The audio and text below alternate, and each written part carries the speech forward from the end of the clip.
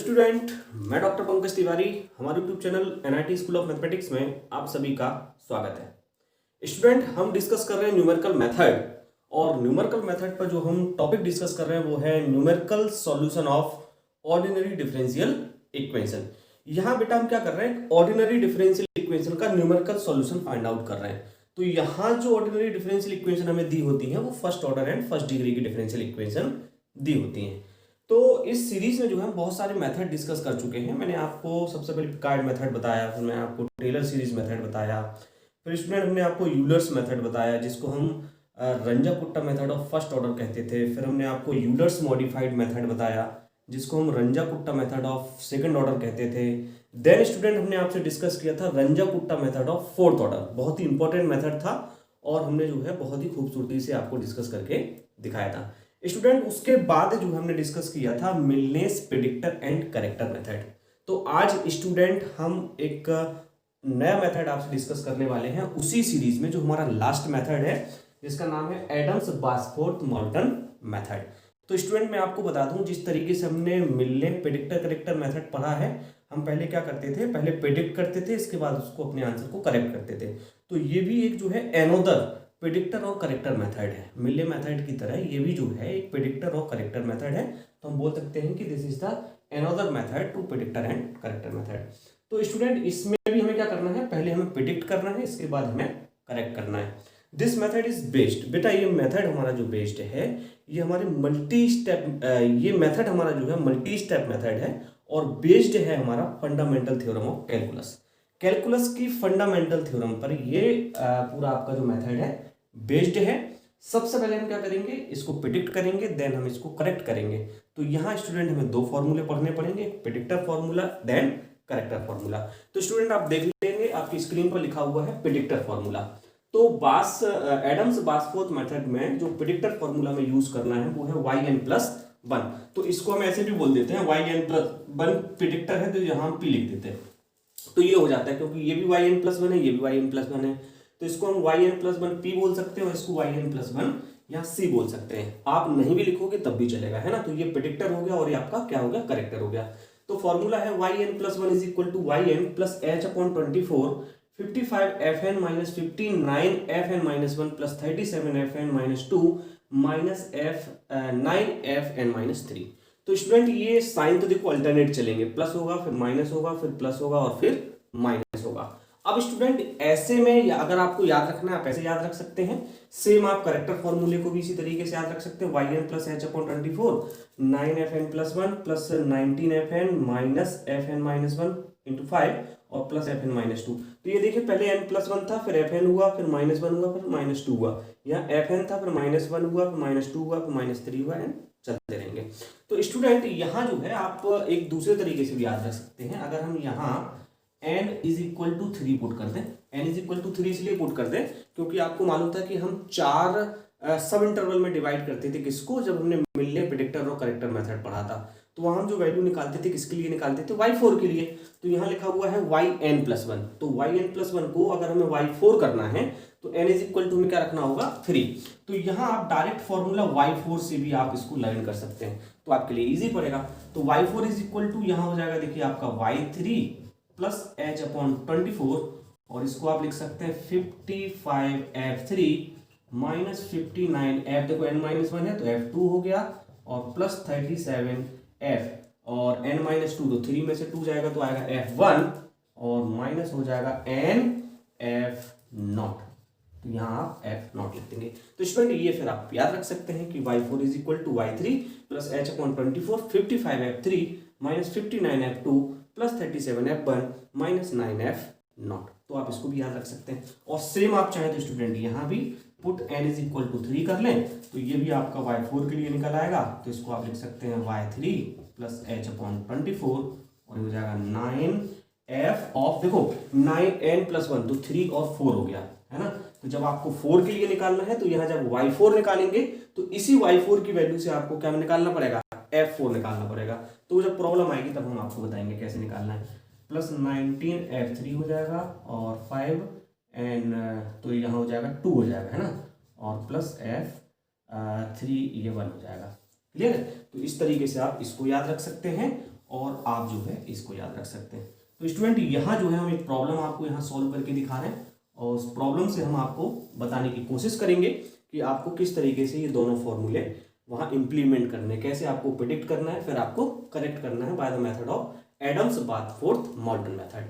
तो स्टूडेंट यहाँ देखिए आप फॉर्मूले में एक एच का जिक्र हो रहा है, तो एच हमारा क्या होगा, इंटरवल होगा। तो जो भी हमें वैल्यूज दी होंगी, जिन जिन पॉइंट पे हमें वैल्यू निकालने को कहा जाएगा, वाई की value, X is equal to जो वैल्यू दी होंगी, वाई इज इक्वल टू हमें फाइंड आउट करना होगा। तो एक्स इज इक्वल टू जो वैल्यू दी होगी वो हमें बताएंगे कि एच की वैल्यू क्या होगी। तो आई स्टूडेंट यहाँ हम जो है एक प्रॉब्लम आपके साथ डिस्कस कर लेते हैं तो आपको बेटर समझ आएगा। स्टूडेंट यहाँ आपकी स्क्रीन पर एक प्रॉब्लम दी है, obtain the solution of initial value problem. ये देखिए आपको D Y by D X दिया है ना, D Y by D X is equal to X square one plus Y. तो इसको आप वाई डैश भी बोल सकते हैं और इसको आप क्या बोल सकते हैं, फंक्शन ऑफ एक्स वाई। और यहाँ वैल्यू दी है y1, y1.1, 1.2, 1.3 और देखिए y1.4 पर आपको वैल्यू फाइंड आउट करना है बाय एडम्स बार्थफोर्ड मेथड। तो सबसे पहले सॉल्यूशन में आप ये देख लें कि आपको function of X Y is equal to क्या दिया है, वो आपको दिया हुआ है X square one plus Y. Clear है। और ये सारी वैल्यूज जो आपको दी हैं ये मैं आपको लिख देता हूँ, है ना। तो ये सारी वैल्यू आप ऐसे समझ लें कि आपको जो है ये वैल्यू आपको निकालनी पड़ेंगी, है ना। तो मैं यहाँ लिख देता हूँ पहले साइड में। आपको सबसे पहले दिया है स्टूडेंट यहाँ एक्स जीरो दिया है।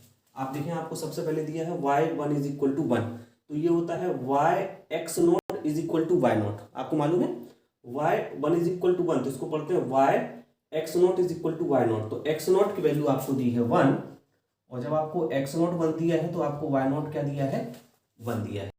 अब आप देखिए y ऑफ 1.1, तो इसका मतलब हुआ कि आपको जो है ये जो वैल्यू दी है ये किसकी वैल्यू दी है आपको, x1 की। ये x नॉट होगा तो ये x1 होगा। तो स्टूडेंट आप इसको लिख लें कि x1 इज इक्वल टू आपको वैल्यू दी है 1.1, तो y1 आपको क्या दिया है 1.233। इसके बाद स्टूडेंट आप यहाँ आ जाए तो ये हो जाएगा आपका x2 इज इक्वल टू 1.2, है ना। तो आपको इसकी वैल्यू, इसके करस्पॉन्डिंग y2 की वैल्यू होगी 1.548।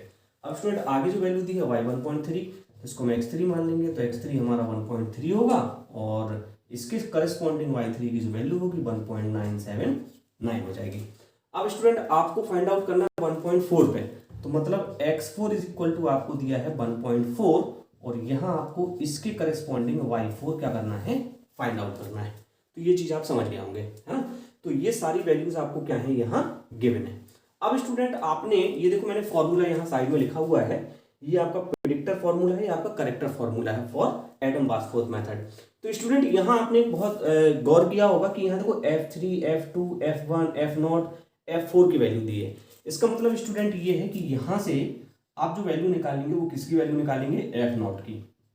यहाँ से जो वैल्यू आप निकालेंगे वो F1 होगा, यहाँ से जो आप वैल्यू निकालेंगे वो F2 होगा, और यहाँ से जो वैल्यू आप निकालेंगे वो F3 होगा, और यहाँ से जो वैल्यू आप निकालेंगे वो F4 होगा। तो F4 आपको कब मिलेगा, जब आप Y4 निकाल लेंगे बाय प्रेडिक्टर फॉर्मूला। क्लियर है। तो यहाँ देखिए आपको फंक्शन दिया है, f का मतलब है ये फंक्शन, और फंक्शन आपको दिया है X square one plus Y. इसका मतलब ये है कि एक्स नॉट की जगह आपको वन रखना है और वाई नॉट की जगह आपको वन रखना है। तो यहाँ देखिए आप इसको आप लिख सकते हैं ऐसा कि एक्स नॉट का square one plus Y not. आप वैल्यू रख दें, आप एक्स नॉट की वैल्यू आपने वन रखी तो वन का square plus one plus Y not की वैल्यू आपने वन रखी तो वन, वन का square one, one one two और टू बन जा टू। तो इसका मतलब ये है कि यहाँ एफ नॉट की वैल्यू आपकी क्या आएगी, टू आएगी। क्लियर है स्टूडेंट। अब इसी तरीके से आप देखो यहाँ आपको वैल्यू निकालनी है फॉर x1, और x1 के लिए निकालोगे तो हो जाएगा x1 का square one plus Y one. अब आप जब वैल्यू रखेंगे तो x1 की वैल्यू आपको दी है 1.1 का स्क्वायर और ये दिया है 1 प्लस, अब y1 की वैल्यू दी है वो दी है आपको 1.233। तो स्टूडेंट इसको आपको क्या करना होगा, अपने कैलसी से सॉल्व करना होगा। तो आप फटाफट से स्टूडेंट कैलसी निकालिए और इसको सॉल्व करिए। मैंने कुछ वैल्यूज जो है, कुछ डाटा हमने यहाँ बोर्ड पे नीचे लिख के रखा हुआ है पहले से, तो मैं सारी वैल्यूज यहाँ से जो है कॉपी कर रहा हूँ अपना टाइम यहाँ सेव करने के लिए।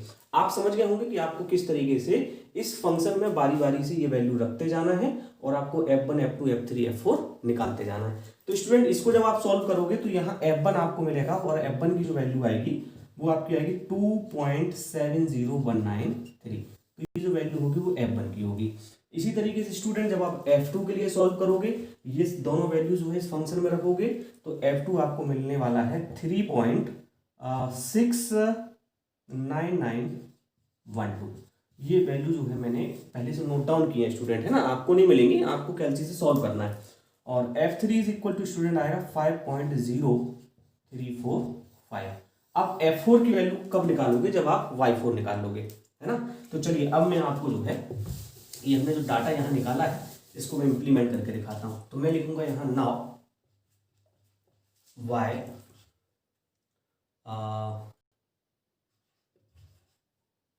एडम्स बास्फोर्थ प्रेडिक्टर में फॉर्मूला। तो पहले हम स्टूडेंट प्रेडिक्टर फॉर्मूला यूज करेंगे, है ना। और प्रेडिक्टर फॉर्मूला हमारा होता है y for p is equal to y3 plus h/24, और यहाँ आप लिखोगे 55f3 minus 59f2 plus 37f1 minus 9f0। तो स्टूडेंट ये फॉर्मूला आपको क्या करना होगा, लर्न करना होगा, है ना। ये प्रेडिक्टर के लिए फॉर्मूला आपको लर्न करना होगा और इसी सीरीज में आपको करेक्टर के लिए फॉर्मूला लर्न करना होगा। तो मैं यहाँ से y4 की वैल्यू निकाल रहा हूँ। तो y3 की वैल्यू हमें देखो क्या दी है, ये दी है। तो y3 की वैल्यू हमें दी है 1.979 प्लस, अब देखिए यहाँ बात हो रही है h की। तो आप देखें आपको ये 1 दिया है, 1.1 दिया है, 1.2 दिया है, 1.3 दिया है, 1.4 दिया है। तो इन सबके बीच में जो डिफरेंस है, जो इंटरवल है, वो किसका इंटरवल है, आपका 0.1 का। किसका डिफरेंस है, 0.1 का। तो यहाँ जो h की वैल्यू होगी वो क्या होगी आपकी 0.1। तो 0.1 डिवाइडेड बाय 24, और देखिए 55 इंटू F3 की वैल्यू देखिए स्टूडेंट आपने अभी निकाली, तो वो क्या होगा 5.0345। तो ये स्टूडेंट 5 है ना, कंफ्यूज मत होना आप, है ना। और ये है 59 इंटू F2 देखो आपने अभी फाइंड आउट किया था 3.69912 और प्लस 37 इंटू F1, और F1 की वैल्यू है स्टूडेंट 2.70193 माइनस 9 इंटू F0 आपको दिया है 2। तो स्टूडेंट आपके लिए थोड़ा सा काम बढ़ गया, आप फटाफट से अपना कैल्सी निकालिए और इसको जो है कैलकुलेट कर डालिए, है ना। मेरे पास डायरेक्ट वैल्यू है, मैं डायरेक्ट लिखूंगा क्योंकि मैं यहाँ कैलकुलेट नहीं कर सकता, हमें थोड़ा सा टाइम यहाँ जो है सेव करना होता है। तो स्टूडेंट यहाँ जब आपने y4 इज इक्वल टू निकाला, ये किसके लिए निकाला आपने, प्रेडिक्टर के लिए। तो जब आप ये कैलकुलेशन सॉल्व करेंगे जो आपकी स्क्रीन पर सामने दी हुई है, इसको आफ्टर कैलकुलेशन जो आने वाली है वो क्या आने वाली है स्टूडेंट, 2.5723। तो ये वैल्यू आपको मिलने वाली है 2.5723। तो स्टूडेंट यहाँ जो y4 हमें निकालना था, तो वो y4 हमें क्या निकल के आया, y4 इज इक्वल टू निकल के आया हमारा 2.5723। अब स्टूडेंट हमें क्या करना है, देखिए यहाँ F4 निकालना है। तो F4 निकालने के लिए हमें इस फंक्शन को यूज करना होगा। इस फंक्शन को यूज करना होगा तो फंक्शन हमें दिया हुआ है x स्क्वायर 1 प्लस वाई। हमें फाइंड आउट करना है x4 y4 का यूज करके F4। तो यहाँ आप लिखोगे x4 का स्क्वायर और 1 प्लस y4। तो यहाँ x4 का स्क्वायर, तो x4 की वैल्यू आप रखो तो 1.4 का स्क्वायर और 1 प्लस अभी आपने y4 की जो वैल्यू निकाली है 2.5723। और स्टूडेंट जब आप इसको कैलकुलेट करोगे तो आपको वैल्यू मिलेगी किसकी, F4 की। तो मेरे पास डायरेक्ट जो वैल्यू लिखी है F4 की, मैं यहाँ पुट कर देता हूँ। F4 की जो वैल्यू आएगी इसको कैलकुलेट करने के बाद वो आपकी आएगी 7.0017। तो स्टूडेंट आप नोट कर लें, F4 की जो वैल्यू आएगी वो आएगी 7.0017। कब आएगी, जब आप y4 x4 y4 की सारी वैल्यूज क्या करेंगे, इसमें फंक्शन में पुट करेंगे। क्लियर है। तो मैं यहाँ से साफ कर रहा हूँ, आपको समझ आ गया होगा कि किस तरीके से हमने यहाँ F4 निकाला। तो स्टूडेंट अब हम यहाँ लिखेंगे नाउ y करेक्टर फॉर्मूला। और स्टूडेंट यहाँ हम करेक्टर फॉर्मूला यूज करने वाले हैं। और करेक्टर फॉर्मूला आप y4 जब निकालेंगे तो इसको हम c लिख देंगे, है ना। तो आपको पता रहेगा कि अभी हमने प्रेडिक्ट किया है, अब हम क्या कर रहे हैं, इसको करेक्ट कर रहे हैं। तो फॉर्मूला स्टूडेंट हमारा होता है y3 प्लस h/24 और ब्रैकेट में आएगा 9f4 और प्लस ये आएगा आपका स्टूडेंट, एक सेकेंड जरा, हाँ 9f4 प्लस 19f3 और माइनस 5 का f2 और प्लस का रहेगा आपका f1। तो स्टूडेंट यहाँ जरा आपको नोटिस करना है कि पहला जो मेथड था उसमें अल्टरनेट था, प्लस माइनस, और करेक्टर जो है इसमें देखो प्लस है प्लस है प्लस है, केवल एक जगह आपका क्या है माइनस है।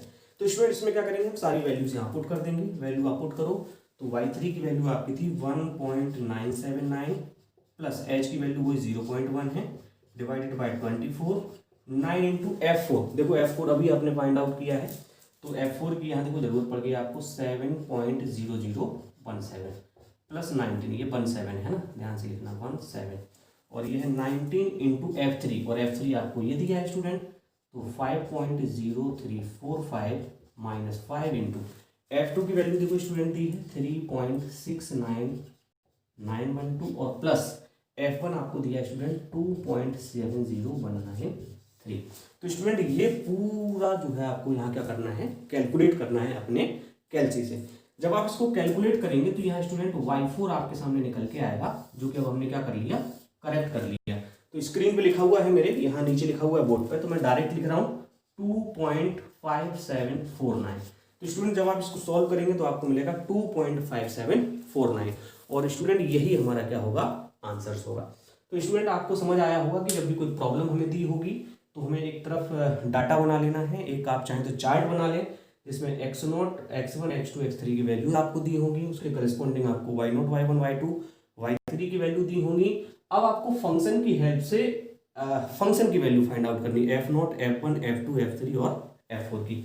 तो स्टूडेंट आप क्या करेंगे, सबसे पहले प्रेडिक्टर फार्मूला यूज करेंगे, प्रेडिक्टर फार्मूले की सारी वैल्यूज पुट करेंगे तो फिर आपको y4 मिलेगा। इस y4 की हेल्प से फिर आप क्या निकाल पाओगे, f4 निकाल पाओगे। फिर आप जो है करेक्टर फार्मूला यूज करके अपना आंसर फाइंड आउट कर सकते हैं। तो आई होप स्टूडेंट आपको ये वीडियो पसंद आया होगा और आपको ये समझ आया होगा कि हमें किस तरीके से अपनी प्रॉब्लम को एडम्स-बासफोर्ड मेथड से सॉल्व करना है।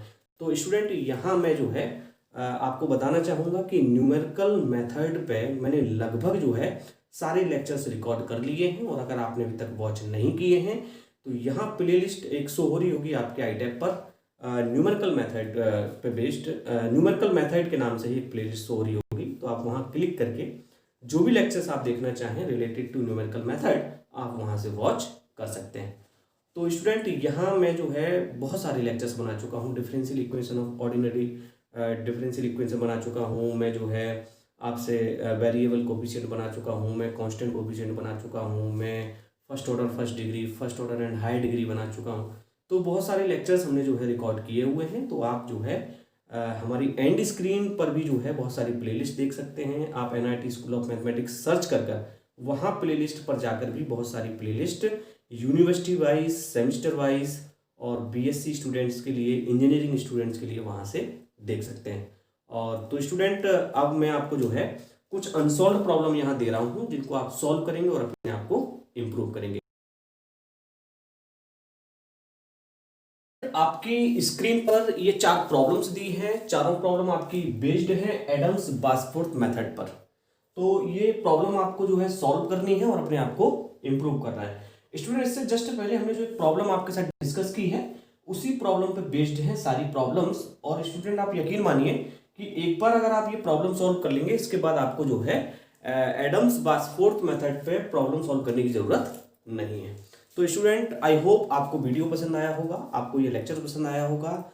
स्टूडेंट अगर वीडियो पसंद आ रहा है तो अपने दोस्तों को ज़्यादा से ज़्यादा इसको शेयर करें। और हाँ, अगर आपने चैनल सब्सक्राइब नहीं किया है और आप वीडियो को वॉच कर रहे हैं तो आप प्लीज़ चैनल को सब्सक्राइब ज़रूर करें। Thank you so much guys.